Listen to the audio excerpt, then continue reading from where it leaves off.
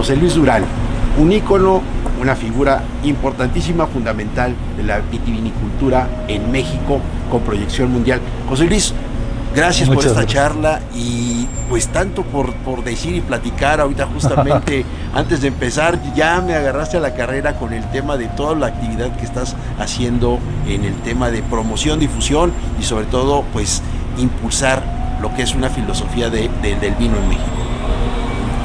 Pues muchas gracias, Rubén, por invitarme a este espacio. La verdad que para nosotros es muy valioso, sobre todo siendo una bodega tan pequeñita dentro del mundo de bodegas de tamaño, mexicanas. Pero de presencia y de concepto mucho más grande que muchas. Sí, la verdad, Ícaro sigue siendo un ícono y eso nos abre muchas puertas y mucho cariño de la gente. Estamos muy contentos por ese lado. Y pues sí, es un año muy complejo en muchos sentidos. Curiosamente, el del clima ahora es el menos complejo, ¿no? O sea, seguimos teniendo las lluvias, entonces logramos tener cosechas bastante estables ahora. Si te acuerdas, como del 2014 para atrás, teníamos esta sequía continua, ¿no? Que era muy angustiante. Y curiosamente, con el tema del calentamiento, pues ahora resulta que en África se evapora toda esta agua y se hacen estos ríos atmosféricos que viajan y nos llueve, pues no digo muchísimo, pero estamos en el rango, ¿no? Estamos en los 250 milímetros más o menos anuales y eso pues ha sido bastante bueno para estabilizar las producciones. El tema ahora más bien es la amplitud, ¿no? Que llueva ojalá solamente en 3 meses y no en 5. Que es la incertidumbre, ¿no? Pues cuando vamos a Baja, sobre todo Valle de Guadalupe, se da uno cuenta de que hay cierta incertidumbre. Sí, en el sentido de que, o sea, obviamente para nosotros es mejor que llueva en una forma más comprimida, digamos, de fines de noviembre a marzo, porque ese efecto de más agua en un corto plazo va a hacer este efecto de lavar sales que se hacen alrededor del bulbo. Nuestro suelo es de origen marino, entonces tenemos sal. Esa sal es muy buena en términos de controlar el vigor vegetativo de la planta, ¿no? O sea, la planta absorbe absorbe azúcar por presión osmótica, esto quiere decir por diferencia de concentraciones de sales afuera y dentro de la raíz. Entonces, cuando la sal sube arriba, la presión osmótica baja y la planta no puede tomar agua.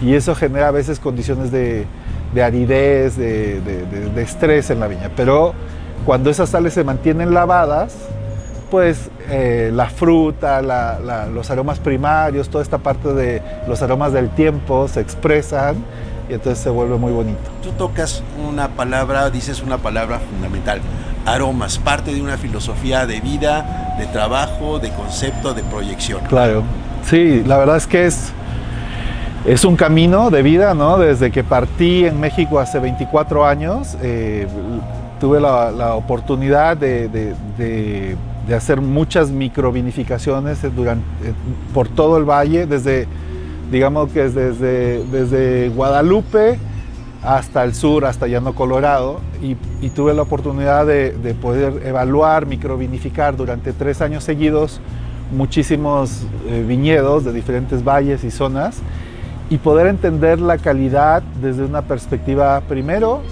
cuantitativa, ¿no? Objetiva, que en el fondo en ese momento en la enología industrial se requería para establecer como la rama de calidades para las diferentes líneas.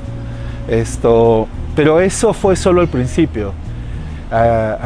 Ese es el tema. En la viticultura industrial siempre se va a ver desde una perspectiva objetiva y cuantitativa, ¿no? Cuántos miligramos de color, de azúcar.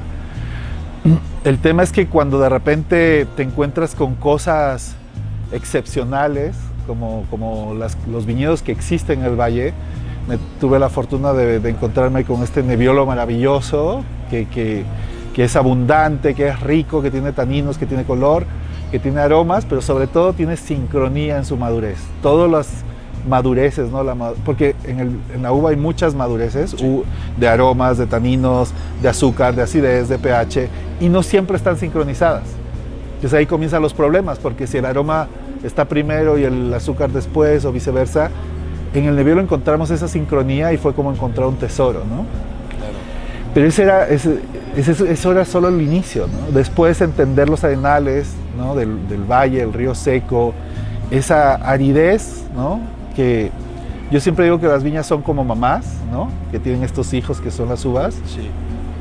Y esa aridez hace que estas mamás pobres que no tienen nada lo entreguen todo, ¿no? Y entonces estas uvas están llenas de carácter aromático. Aromático, porque es como el niño pobre que tiene que crecer rápido, ¿no? Entonces genera el carácter, no necesariamente tiene mucho color ni mucho tanino, eso lo tienen los Nebbiolo, pero los arenales tienen esas ausencias que de alguna forma generan el carácter aromático. Que también para ti ha sido una lectura. Para mí eso fue sorprendente, sí. ¿no? Es que encontrarte algo completamente subjetivo que no tenía que ver con esta idea de la calidad cuantitativa que se ve en la industria, ¿no? Sí. En la industria es como el Brix y la acidez y el color. En esta otra parte te encuentras algo que es intangible, sí. ¿No? Que es etéreo, que cómo cuantificas un aroma, cómo le das esa evaluación y cómo lo valorarías en pesos, ¿no? Entonces cuando te encuentras con esa parte que es más orientada hacia la idea de la calidad enfocada en la belleza y no la calidad enfocada en la concentración, te marca caminos absolutamente distintos, ¿no? Eso de alguna forma me rompe como enólogo, porque yo venía obviamente de esta escuela, sí. ¿No? En Chile, México, ¿no? Santa Rita, Pedro Domecq, tenía una escuela muy clara donde iba y de repente me di cuenta que lo que había aprendido solo era el inicio, en realidad. Claro. Encontrar esa fragilidad y esa sutileza y esa resiliencia en esas viñas me cambia y me retiro y comienzo una empresa de asesoría y mi propia bodega con esta idea de irme a esta idea de los aromas primarios, los que transmite la viña, para entender este lenguaje de la naturaleza a través de los aromas, ¿no? Claro, que es una lectura totalmente diferente. Y ¿no? que te lleva a cuidados, manejos, podas, riegos, fechas de cosecha, tipos de vinificación, prensa, barrica, bla, bla, bla. Sí, ¿no? Sí. Entonces te lleva un camino absolutamente distinto que va a ser vinos muy distintos. Y eso es un poco, lo lindo es que estos vinos van a apelar a esta idea del tiempo en la viña, ¿no? O sea, digamos, las viñas están ancladas a su suelo, sí. Pues están mirando a las estrellas, ¿no? O sea, los elementos. Y la gracia de eso es que, digamos, normalmente siempre se caracteriza el suelo, ¿no? Porque el suelo te va a regular la cantidad de agua que la viña tiene disponible dependiendo del drenaje, ¿no? Una arcilla pues va a ser más pesada y vas a tener más agua y las plantas van a ser más vigorosas, va a haber más hojas, pero también va a haber más sombra, entonces el carácter se va a hacer más verde, ¿no? Sí. En una arena gruesa, pues el drenaje es rápido, entonces comienza esta parte de la aridez, entonces la viña se hace flaca, hay más luz, más viento en el racimo y viene el carácter aromático, ¿no? Sí. Entonces vas entendiendo el suelo, de alguna forma en la fotografía sería como el filtro, si lo pones con un filtro azul o amarillo, claro. ¿No? O como sí. Estos filtros que pone Instagram de las ciudades, ¿no? Sí. De Londres, París, Tokio. Ajá, y te cambia la luz, o sea, la historia es la misma, el ambiente, digamos, sí. Eso sería la importancia del suelo, ¿no? Cada suelo va a imponer o va a generar un carácter. Sí. Pero la historia que te cuenta el vino no es sobre ese carácter. La historia que te cuenta el vino son sus momentos, ¿no? Si llovió, si vino un río atmosférico, si hizo un golpe de calor, si me estaba muriendo o estaba feliz. Y eso lo vas leyendo a través de sus aromas. Entonces me di cuenta que en el fondo, en la industria, esta visión de belleza de aromas no sucede. ¿Por qué? Porque pues obviamente el tamaño, el volumen hace muchos cambios en términos de, por ejemplo, cosechar más tardío porque el tanque es más grande, entonces extraes semillas amargas y entonces dices, no, bueno, es que con esta tecnología no me funciona. O sea, nosotros tuvimos, como alguna vez dijo Steve Jobs, si tienes un software tan innovador, necesariamente vas a tener que cambiar el hardware. Por supuesto, ¿no? Sí. Y en nuestro caso, nuestras ideas apelan a una idea del vino de belleza y de arte que no sucede en el mundo. Entonces, eventualmente hemos tenido que generar un método que nos permita acceder a esta idea.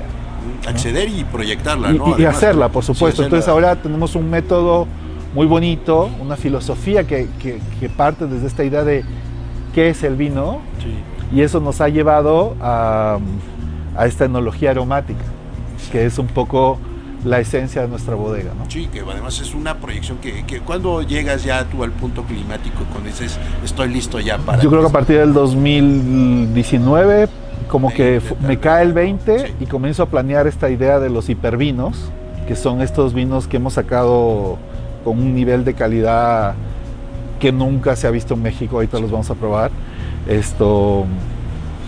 Y comenzamos y nos cae COVID, ¿no? Sí, además. O sea, armamos justo la empresa para poder generar este proyecto. Sí. Convertimos Synergy, nuestra empresa, Synergy Viticultura, Sí. y la convertimos en Bodega Sícaro. Salí a vender acciones en base al proyecto, conseguí unos socios fanáticos de la bodega, de los vinos, Sí. y nos lanzamos a producirlos, y realmente han sido un parteaguas en la idea del vino mexicano, del potencial. Yo creo que entendiendo estos vinos te das cuenta que Guadalupe tiene un potencial increíble que ni siquiera sospechábamos. Claro, y en esos términos, ¿no? No como ahora todo lo vemos, como que todo sea turismo y enoturismo, sino el alma, la raíz, ¿no? Tú traes ahí una línea muy clara con lo que está... Nosotros no atendemos a público, no estamos abiertos. Por eso por eso toqué el punto. No estamos de acuerdo para nada con esta idea del Valle de Guadalupe como un elemento turístico, digamos, porque en el fondo el problema tiene que ver con el Airbnb, o sea, estos que además compran como una hectárea de viñedo y quieren hacer una hectárea de hotel. Sí. Todas esas cosas en el fondo atentan con la esencia del valle, que tiene que ver con esta calidad. Lo que no se entiende es que el Valle del Guadalupe es absolutamente único en el planeta. O sea, el Valle de Guadalupe no es una invención del hombre. El Valle de Guadalupe sucede por la geología, ¿no? Es la mano divina que cambia la geología y hace que tengamos esta ensenada, Sí. que captura esta agua profunda del deshielo del Ártico, y esa agua profunda emerge, ¿no? Trae el plancton que viene de las ballenas, las ostras, todas las cosas, Sí.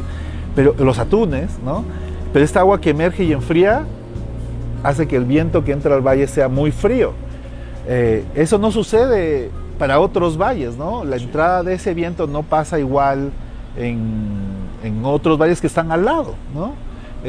Como Llano Colorado, estos valles, Sí. el viento es distinto porque hay un farellón, el viento se abre, aquí no, aquí entra directo, ¿no? Sí.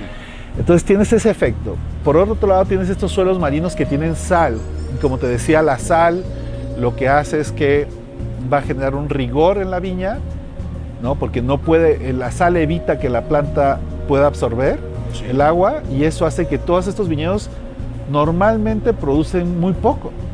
Son viñas que producen una gran calidad de uva por las condiciones de la sal, por un lado, la aridez, ¿no? Sí. Y por otro lado, pero logran producir esta gran calidad porque el viento las refresca en la noche y logran recargar CO2. Eso no pasa en cualquier parte del mundo. O sea, la viña puede estar en todas partes, ¿no? Hay vinos de Bolivia, hay vinos en Colombia, hay vinos, whatever, donde tú quieras, ¿no? Sí. Finger Lakes en California, en Canadá. O sea, hay muchas cosas, pero el punto tiene que ver con que el Valle de Guadalupe tiene una ¿cómo se dice? Es como un crisol que resume tantas cosas de valor, la cantidad de luz, que tiene un potencial de calidad que yo creo que no estaba tan claro hasta, por ejemplo, ver los vinos, estos hipervinos que estamos haciendo, Sí. Que hemos tenido unos comentarios increíbles. Eso me encantaría ahorita que comentaras más, porque... Pero entonces el Valle de Guadalupe es único, ¿no? O sea, no es lo mismo hacer el vino uvas del Valle de Guadalupe Sí. que de Llano Colorado o de Ojos Negros, porque son condiciones completamente distintas. Sí. O sea, el Llano Colorado tiene arcillas, va a tener una característica completamente distinta. El Ojos Negros está alto. Sí. Coahuila pues tiene otras condiciones. El Bajío tiene esta cosa rocosa, tiene la lluvia de verano. O sea, el Valle de Guadalupe es una joya única, ¿no? Que tiene la latitud para tener luz, pero tiene el viento para enfriarse, tiene la sal para la concentración de... Entonces, teniendo esta joyita, ¿no? Que son una cantidad determinada, Sí. meterlas a hacer urbanismo, ¿no? Cosas estas, es absolutamente triste. Y que ¿no? aparte hasta mal hecho la mayoría, muchas ocasiones. No sé, o sea que hay cada loco, yo no paso por ahí, voy directo más bien Sí, a los viñedos y a la bodega, Sí. pero sí es un tema, y eso al final es un tema de competitividad económica, ¿no? En el fondo, para el ejidatario, el dueño de la tierra, o sea, si produce, no sé, 5 toneladas y la tonelada vale como 2.500, pues probablemente va a tener como $17.500, ¿no? Sí. Entonces, pero a eso gástale la luz, la mano de obra, la gasolina, el tractor, los alambres, ¿verdad? Entonces su rentabilidad es muy baja. Sí. Entonces llega alguien y dice, te doy $150,000, pues esa utilidad no la va a juntar en 20 años o quizá ya se vaya a morir y nunca Sí. vaya a tener eso, ¿no? Entonces Generación y media casi. la tentación es vender, ¿no? Y eso es lo que pasa. Y entonces por un tema de rentabilidad el viñedo se va acabando. Claro, sí, y que no ha sucedido solo en Valle de Guadalupe, en otros No, pues Tulum. lugares, pero O sea, no, hablando de viñedos. Hablando de belleza, ¿no? Sí, Sí. sí. Pero en el caso de viñedos, pues sí. Y entonces pues sí, eso pone daños. O sea, es impresionante los números que puedes conseguir con la cantidad creo que hay más de 200 o 300 restaurantes Sí. en el valle. Si ves la cantidad de microhoteles y Airbnbs, también es otro tema brutal. Sí. Entonces sí, realmente es desperdiciar algo que podría ser un emblema nacional. Por supuesto. Y en ese sentido, bueno, ¿cuál es tu visión? Yo sé que tienes una visión amplísima de lo que es en este momento el vino mexicano. No, bueno, o sea, el vino mexicano, o sea, hablando del país México, Sí. o sea, en México más o menos se consumen al 2022, como ponte tú, 125 millones de litros Sí. al año, de los cuales como casi como 85, ponte tú, son importados. Y solo los otros 35 o 40 millones son producidos, Sí. ¿no? De esos 40, no todos son, o sea, son etiquetados como vino mexicano, pero no todos son vinos mexicanos. Hay mucha importación de vino a granel que se mezcla y se hace, ¿no? Sí. No voy a decir nombres. Y hasta préstamos de un estado a otro, de repente. Claro, entonces Sí. el tema que eso implica es que, pues, o sea, primero que nada, nos dice que nuestro mercado es muy grande, que tiene mucho para crecer, Sí. pero que pues todavía no hemos llegado a desarrollarlo, ¿no? Sí. El otro tema es que el consumo por persona ha subido en forma exponencial, o sea, del 2000 que yo llegué, que eran 250 milímetros al litro, al 1.3 litros, Sí. es brutal. Y si asumimos que en realidad de los 130 millones solo hay un 25 de mexicanos que sí toman vino, porque probablemente otros tomen otras bebidas, Sí, claro. esto no es mucho la gente que toma vino, cada vez más, pero no es algo en crecimiento. El potencial de crecimiento que tenemos es brutal. Eso es. Y si lo analizas en términos global, o sea, nosotros somos el único mercado occidental en crecimiento. O sea, los otros mercados en crecimiento son orientales, ¿no? India, pues China está en una crisis, Europa Corea, no está, ¿no? Pero Europa no es un mercado de crecimiento, No. porque ellos son productores, de hecho Sí. tienen superávit. Sí. Entonces el único mercado realmente interesante occidental es México. Por eso tenemos esta competencia internacional cada vez más fuerte, Claro. ¿no? Entonces, como país, hablando de consumo, México está increíble, Sí. ¿no? En términos de producción, pues yo creo que hay dos Méxicos, ¿no? Dos historias. Una historia es antes del 2000. Para mí el 2000 es un año que corta y tiene que ver con la internet. O sea, si te fijas, en el 2000 todavía seguíamos usando disquetes, Sí, no claro. había iPhone, había que esperar tantito por las respuestas, ¿no? Era un mundo que se empezaba a acelerar, pero que no llegaba. Y la información no fluía tanto. Entonces el término del conocimiento en vinos era mucho más restrictivo. Entonces las bodegas que existían en ese México, para atrás, eran bodegas que querían ser parecidas a alguna otra denominación, ¿no? Teníamos Sí. algunas que querían verse italianas, muchas que se querían ver españolas, otro por ahí que tenía esta tendencia como californiana de la maquinaria, los tanques rotativos y todo esto, sí. Pero empezaba a pensar en el vino mexicano auténtico, ¿no? Sí. Entonces, a partir de ahí y a partir del 2005, con la fractura que sucede por la pelea entre Pedro Domecq y Cheto por la bodega que existía, sí. Se dejan de cosechar, que me tocó a mí eso, que fue sí, durísimo. Sí. Esto... Así que a ti no te cuentas, estabas ahí.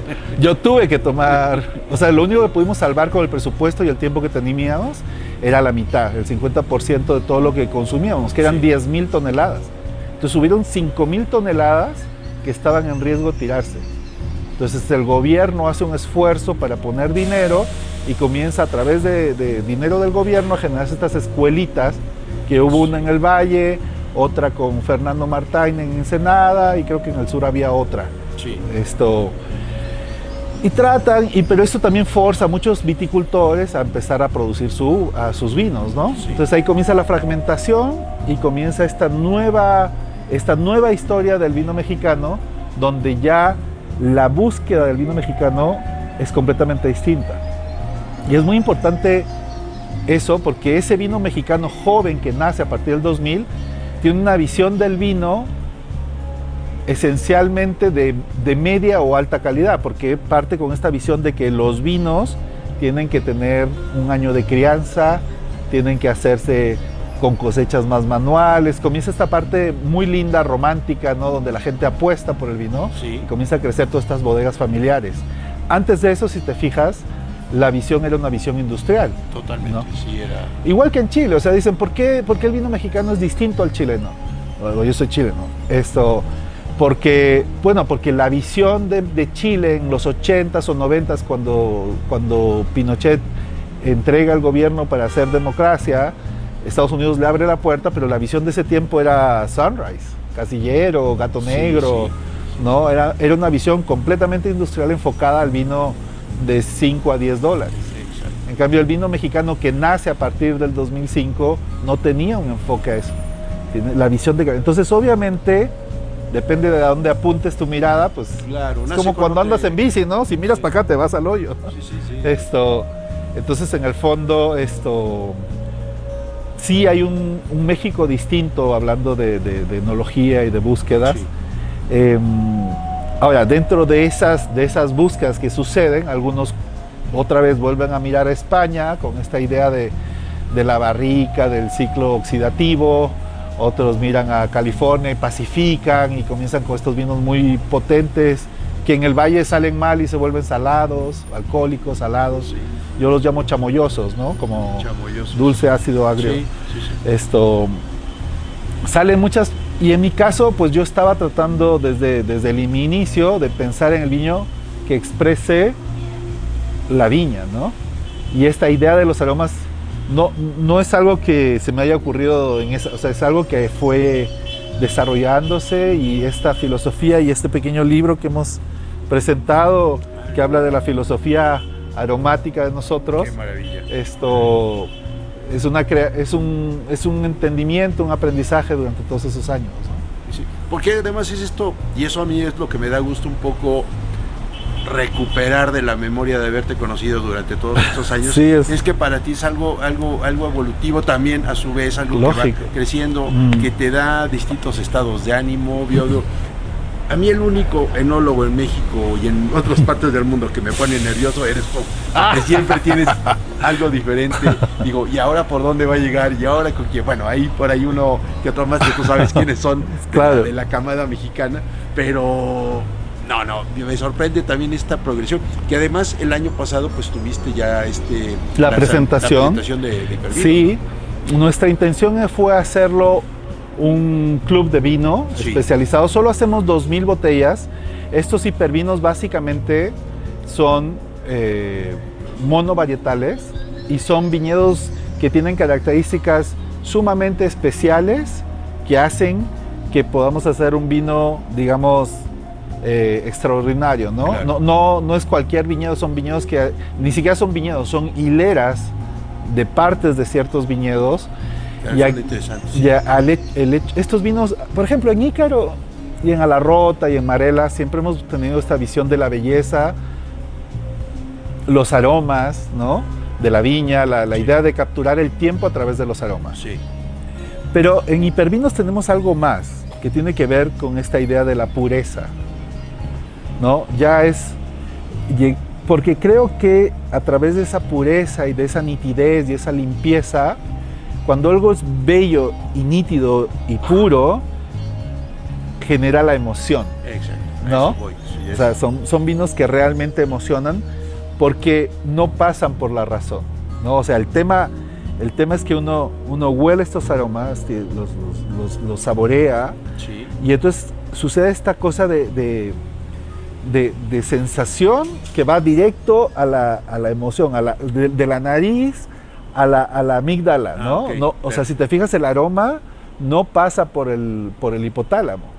Es el único sentido que no pasa. El hipotálamo es por donde se juntan todas las conexiones para ir a la cerrazón, ¿no? La vista, el oído. Pero este no, porque es este sentido que es el de urgencia, el más primitivo de todos. Entonces, cuando tú hueles algo puro, perfecto, va directo, ¿no? Y entonces llega ese momento ratatouille, ¿no? De, mi abuelita o mi mamá o tal momento. Directo, ¿no? Ni siquiera, ¿no? Es pum. Es como...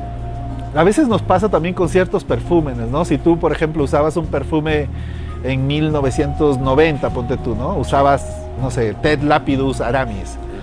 Y de repente ahora lo hueles, inmediatamente te vas a ese momento, ¿no? Ese es un ejemplo clarísimo de lo que pasa con los aromas, ¿no? Emocional, además. Sí, y pasa lo mismo cuando, por ejemplo, a mí, no sé, tenemos este nivel de fresas en el perfumista que se vuelve tan puro que de repente vas a ciertos momentos, ¿no? Uy, esto me recuerda. Ahora, el problema de eso es que cuando no hay esa limpieza y esa pureza, ¿no? Y te sale, por ejemplo, un sulfito o una reducción de azufre o alguna levadura o lo que sea, ¿no? O volátil. En ese momento dicen, a ver, ¿qué está pasando? Y entonces ya entra la razón. Y eso ¿no? Entonces... Sí, te rompe, te ponen el flashazo. Sí, como que entonces... Llegar a estos vinos ha requerido un nivel de trabajo, un nivel de detalle muy grande, entender un poco la idea de cómo llegar a la cosecha temprana, porque no es fácil, porque tienes que acomodar toda la viña para que se adapte para que todas las madureces se sincronicen en ese momento. Sí. Tienes que cambiar todo el proceso, es todo un replantearse todo, y hemos logrado estos vinos que realmente son una maravilla, con volátiles de repente de 0,5, ¿no? O sea, eso es muy difícil, pero eso es lo que da esa nitidez y esa limpieza en sus aromas, ¿no? Claro, y digo, ha sido toda una revelación para el mercado, ¿no? También. Mira, vamos despacio, porque obviamente al ser una selección tan específica, con muy pocas botellas, tampoco es un trabajo barato, ¿no? Es un trabajo que ha tomado muchos años en desarrollar, y entonces digamos, estamos más o menos en el rango de los 2,000 pesos la botella. Okay. Entonces tampoco hemos logrado así como que vender todo de trancazo. Estamos en un proceso primero de mostrar los vinos, ¿no? Porque mucha gente puede decir, ay, qué arrogante. No, pruébenlos. No, claro. Y vamos viendo, ¿no? Claro, que es parte además de este proceso de evolución que también has tenido y ha tenido. Y en el mundo de la gente, porque México abrió los brazos a los vinos mexicanos y luego de repente pues ya comenzó a encontrar que habían problemas, ¿no? Comenzaron a tener como muchos prejuicios, ¿no? Sobre todo en el caso del Valle de Guadalupe con el tema de la sal, es decir, que son vinos salados. Bueno, estos vinos, o sea, el reto está en que lo prueben y si lo encuentran salado le devolvemos el dinero. En serio. Obviamente es un nicho que ha tenido ya también, se ha incorporado a determinados nichos. El tema de la sal es un tema de decisiones enológicas. Los vinos, esta serie de vinos tiene también un mercado muy específico. Sí, muy bien. Ahorita nos han apoyado muchísimo en la europea y estamos en el Palacio Hierro. Esos son los dos principales lugares donde promocionamos nuestros vinos. De hablar de exacto, los vinos, exacto, ¿no? Sí, sí. En catadores ya nos pidieron las botellas, nunca se han evaluado estos vinos. Y sí, son una apuesta a mostrar otro escalón en el vino mexicano. ¿no? Me da gusto eso, ¿no? Digo, que desde que me enteré de este proyecto y desde que te leí, te escuché, te he visto además ahí en posteos y todo, me doy cuenta que hay pues toda una afirmación y una reafirmación de lo que ha sido tu vocación en todos estos años. Para mí lo lindo es que partimos con esta idea de un lugar con una visión muy, muy cuantitativa de las cosas y hemos llegado a un elemento que ya no es solo un viñedo, es una filosofía de manejo, de búsqueda, que termina haciendo que cualquier viñedo que se piensa de esa forma genera un vino completamente emocional, ¿no? Claro. Es algo muy bonito y pues de hecho esa es la idea, ¿no? de tener un estilo de vino mexicano que tenga más sentido, por ejemplo, con la gastronomía mexicana. A eso ¿no? iba. A eso. O sea, el otro día estábamos en los escamoles, ¿no? Sí. Y el escamole es un sabor casi imperceptible. O sea, tiene una belleza, pero es muy frágil, ¿no? Sí. O sea, si te tomas ahí cualquier cosa, nos dijeron, no, pues pónganle un espumoso. Pero la burbuja y la acidez era tan grande y el pan tostado, Sí. que pues ya el escamol como que se perdía, ¿no? Entonces buscamos quizá, estábamos pensando en un rosado súper pálido, súper delicado, ¿no? Y ahí viene un poco, por ejemplo, algo que trabajamos mucho nosotros en la bodega tiene que ver con que no hay un tanino, hay taninos de semilla, de piel, de madera, y cada uno te va a pegar y te va a generar un efecto en la boca completamente distinto, ¿no? O sea, para mí el verdadero lujo tiene que ver con los taninos de la piel, que son los únicos que maduran. El proceso del tanino de la piel es maravilloso porque en el fondo todos los taninos protegen a la viña, son como sus glóbulos blancos. Los taninos cortan las proteínas, ¿no? En el caso de nosotros cortan la amilasa salival y nos secan la boca, ¿no? Entonces uno dice, ok, no está listo, ¿verdad? Entonces los taninos de la piel protegen a la semilla mientras esta no está lista, claro, fisiológicamente, ¿no? Una vez que la semilla está lista, entonces salen las moléculas de color, porque comienza la seducción de la uva, ¿no? Que te dice, oye, pues aquí están mis aromas, sí. Aquí está mi color. Y entonces, en este proceso de embellecerse, el racimo baja, sí, se diferencia, ¿no? Ya es amarillo, rojo, naranja, y comienzan sus aromas. Y entonces, ¿qué hacen las moléculas de color? Agarran a los taninos, los envuelven y les dicen, cálmate, ¿no? Sí. Y entonces ese tanino se vuelve terso, como un terciopelo, y lo sentimos aquí, ¿no? La tersura, pero esa tersura no inhibe la acidez. Entonces tienes un balance de estructura tersa, pero con una acidez jugosa que te permite disfrutar.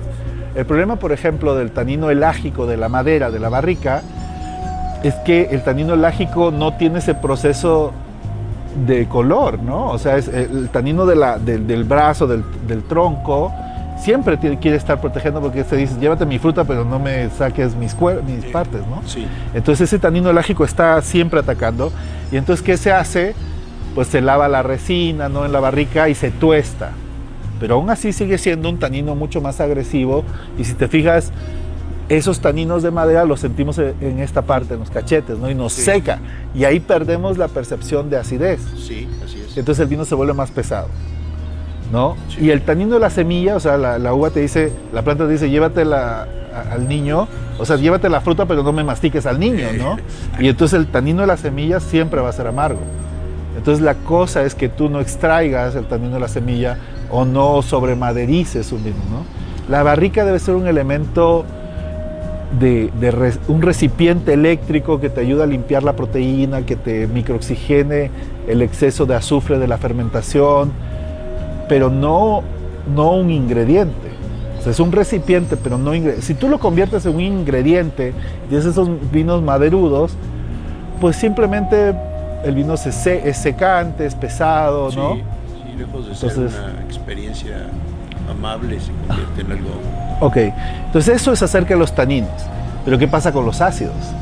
No, tampoco hay un ácido, hay muchos ácidos, ¿no? Hay ácido málico, cítrico, tartárico, láctico, succínico, ácido acetato de etilo o ácido acético. El acetato de etilo es el más terrible. Entonces el punto es que cada ácido te va a hacer un efecto distinto, sí, ¿no? Entonces, dependiendo de esas composiciones de acideces, Un poco, ¿por qué nos gusta la viña vieja? Porque una viña joven va a tener más ácido málico y una vieja más tartárico. Y el málico, normalmente lo que sucede es que lo sentimos aquí debajo, es como una manzana verde, entonces salivamos mucho. Y si salivas mucho, el vino se siente aguado, ¿no? Porque combates el ácido y se siente muy flaco, ¿no? En cambio, si tienes ácido tartárico, aquí ya no salivas y entonces sientes que el vino tiene más cuerpo. Entonces entender las acideces te va a permitir entender también cómo funciona. O sea, un rosado, por ejemplo, ¿no? Probamos un Zinfandel de una bodega nueva de Coahuila, no voy a decir cuál, un rosado, ¿no? Pero la acidez era altísima, ¿no? La acidez casi que la olías. ¿No? Debe haber estado en 0.2, 6, no sé, gramos por litro, ¿no? Y claro, ese vino no tenía cuerpo, se sentía muy ácido simplemente, ¿no? Y salivabas mucho, nah. Y luego probamos otro que incluso era un año menos, o sea, estaba más viejo, ¿no? Ergo, un poquito más oxidado, digamos, pero tenía acidez tartárica, se notaba la acidez aquí. Y entonces el vino era mucho más voluptuoso, le daba el tiempo a que los aromas se expresaran, ¿no? Entonces, todos estos detalles, ¿no? De entender, ¿no? Estos detalles, cuando estás haciendo un vino, cuando estás leyendo una viña, son los que te van a llevar, ¿no? A eso. Sí. O sea, la acidez volátil, por ejemplo, digamos que los parámetros puedes tener hasta 1.5, nadie llega a eso, ¿no? Pero el normal del vino mexicano está entre 0.75 y 0.9. ¿Por qué? Porque tienden a pacificar, se cae el pH y sube la volátil, ¿no? La volátil es básicamente ácido acético. Okay. Entonces, cuando estás en esos puntos 0.7, 0.8, conscientemente no lo sientes, pero subjetivamente es un ácido que está ahí, que te está echando sus humitos, ¿no? Sí. Entonces te generan turbidez aromática y no logras esa pureza. Claro. Entonces, cuando lo bajas, que hay que trabajar mucho para eso, ¿no? Y llegas a tener, ojalá, lograr vinos de 0.5, eso se va. Y entonces es como escuchar hi-fi o escuchar la música en tu coche ahí con el ruido, ¿no? Claro. O sea, esa es la misma canción, pero híjole, yo no sabía que ahí había unas cuerdas y que por ahí aparecía un violín. Sale acá. ¿Te fijas? Es otra cosa. Sí, claro. Entonces... Y es algo que tenemos que descubrir también. Es algo que estamos trabajando en ello. Un poco nuestra idea de enología aromática apunta hacia ello. Sí. Y claro, son vinos que van a tener menos alcohol, que me gusta eso, porque a mí el exceso de alcohol me parece que es simplemente un tema de pacificación. Sí. Entonces es mucho más fresco, mantiene este equilibrio de acidez tanino, se vuelve un vino muy, muy agradable que de hecho te incita a seguir probando. Y por otro lado, al tener esa fragilidad y esa pureza, si analizas nuestra gastronomía, que partimos de eso, sí, se vuelven vinos muy amigables con la sutileza de la comida mexicana, ¿no? Eso me parece sensacional, ¿no? Entonces, tiene más sentido, porque por ejemplo, si le pones un vino muy pesado, muy maderizado, normalmente esa cosa, un manchamanteles, la delicadeza de esos sabores, sí, se tapa completamente, ¿no? Sí, bueno. Entonces, creo que esos modelos funcionan bien para pues culturas que tienen mucha tocino, hamburguesa, grasa, bueno, probablemente les funcione, pero en el caso gastronómico de México, creo que lo ideal es tener estos vinos un poco más fragantes y que se enfocan más a la viña y sus aromas primarios y no tanto esta idea de los secundarios. No, y qué bueno llegar ya a ese estadio en nuestra bueno, estamos trabajando. Que sea, pero ya sea parte de una lectura que puede ser cotidiana en algún momento. Y este libro también está hecho como una tesis, okay. O sea, planteamos dos problemas. Sí. Un problema pues tiene que ver con la globalización y el exceso de pacificación y maderización en los vinos, ¿no? Ese es el problema de la globalización. Un poco, si le ves ese documental antiguo que se llama Mondo Vino, sí, claro, la crítica que le hacen a Michel Roland, sí, es esa, ¿no? Es que todos los vinos pasan por esta micro y lo van filmando mientras sí, va haciendo la micro, sí, sí, y a todos le dicen lo mismo, ¿no? Micro y barrica, ¿no? Eso hace que de alguna forma todos los vinos se igualen, se homogenicen. Sí, no, por eso ya no hay ahí un... No hay terruño, no hay temporalidad. Y lo que nosotros estamos haciendo es un modelo que va absolutamente en contra de eso. Totalmente. Que trata de... Pero aparte, yo creo que estos modelos existen, pero no están racionalizados. O sea, si tú vas a Borgoña, por ejemplo, justamente pensaba en el caso de los franceses. Vas y le dices, oye, bueno, está increíble, o sea, Albert Bichot, ¿no? Y comienzas a probar sus Pinot Noirs. Pero le preguntas, dices, oye, ¿cómo llegaste a eso? Pues es cultura, así somos. Sí, o sea, no hay un tema como analizado, filosofado, ¿no?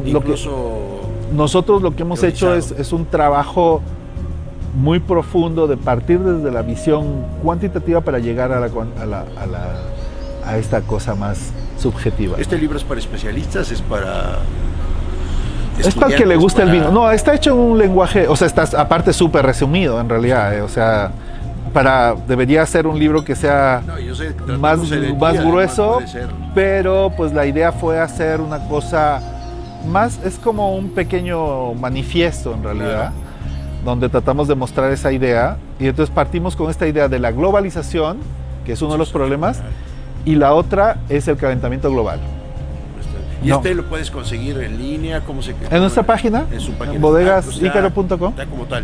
Sí, sí. Pues qué maravilla, ¿no? Se lo mandamos en sobre. Sí, no digo, porque está maravilloso esto para los jóvenes, para los profesionales, para realmente, como dices tú, para la gente que le guste, ¿no? Sí. Estamos buscando y aprendiendo. Está hecho en un lenguaje muy simple, los dibujos son mis dibujos, o sea, no hice nada muy, o sea, si las ven las gráficas, son muy sencillas, ¿no? Pero lo importante es lo que estamos poniendo ahí. Esto está hecho como una tesis, entonces planteamos los problemas que creo que son más importantes en el mundo, ¿no? La globalización, el calentamiento, y luego planteamos nuestra hipótesis, que es esta enología aromática, que plantea una solución a esos problemas, y luego hay una metodología en viticultura, otra metodología en proceso, en fermentaciones, y luego el resultado pues son los vinos que finalmente hemos hecho, ¿no?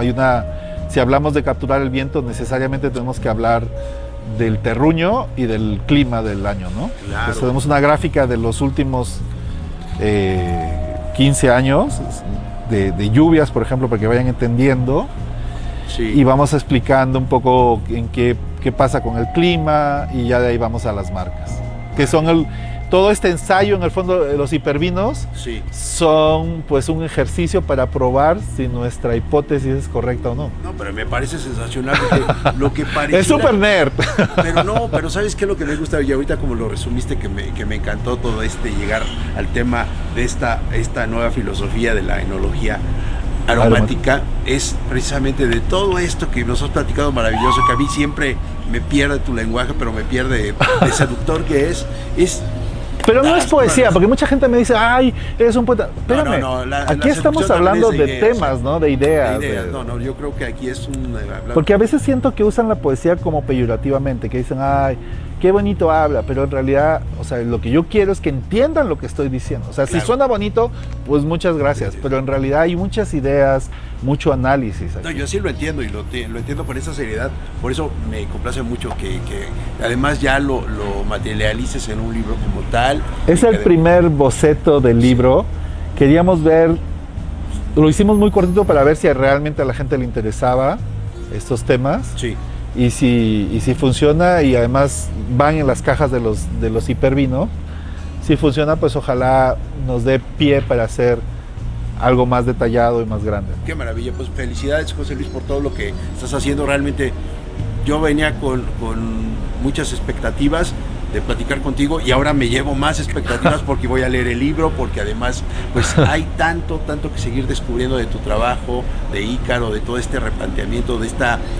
Voy a usar una palabra que ahorita se usa mucho, la de la reinvención, pero sí, efectivamente aquí sí hablamos de recreación, de no sé si yo no lo llevaría tanto, porque no estoy tan avanzado.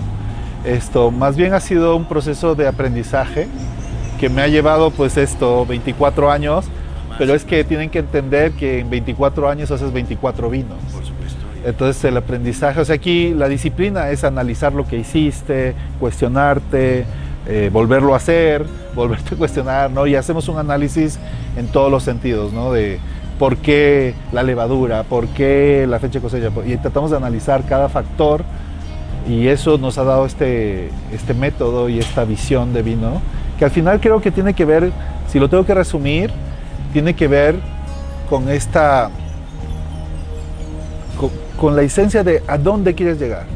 Si tú no tienes esa idea clara, si no te das el tiempo para cuestionarte, en este caso, qué vinos queremos, porque muchas veces todo el mundo quiere hablar del mundo del vino, pero no se cuestiona qué es el vino. O sea, porque algunos van a decir, el otro día estaba viendo a don Ángel Mendoza de Trapiche, sí, y él decía que ese encuentro, que esa amistad, ¿really? O sea, pero eso es lo que genera el vino, sí, pero sí, no es el vino. Entonces, ¿qué es el vino? Escuchaba, si ves algunos curas, Santo Tomás de Aquino, hablan de, no, pues el vino es la comunión con Dios. O sea, si tú ves, el vino va cambiando en función a nuestra sociedad y a las búsquedas de la sociedad, ¿no? Totalmente. Entonces, ahí sí, el vino de alguna forma se va reinventando y es súper importante cuestionarnos, bueno, ¿qué es, no? Para nosotros, el vino es un elemento mágico que une el hombre con la naturaleza y que hace un elemento de belleza, ¿no? El vino lo que hace es capturar todos estos elementos del tiempo y convertirlos en una escultura aromática de colores, de taninos, que va cambiando cada año, ¿no? Y nos va mostrando el tiempo desde una perspectiva de belleza, de arte. Entonces, cuando tú buscas belleza, todo cambia, ¿no? Exacto. Pues aquí lo bonito no va reñido con lo... Claro, no, todo lo contrario. Con lo racional. Sí, no exacto. Y es una búsqueda que al final se ha vuelto pues una manera de vivir para nosotros. Maravilloso, pues felicidades nuevamente, pues sigamos a José Luis Durán en toda esta aventura aromática y por supuesto sus vinos, su experiencia, su conocimiento. ¿Y dónde te seguimos? @bodegasícaro, o sea, en Instagram y en Meta es @bodegas_ícaro. Y está la página. Y la página es bodegasícaro.com. Donde siempre vamos a encontrar esta maravilla de trabajo y de talento que es José Luis Durán y su trabajo y su experiencia. Muchísimas gracias. Muchas gracias.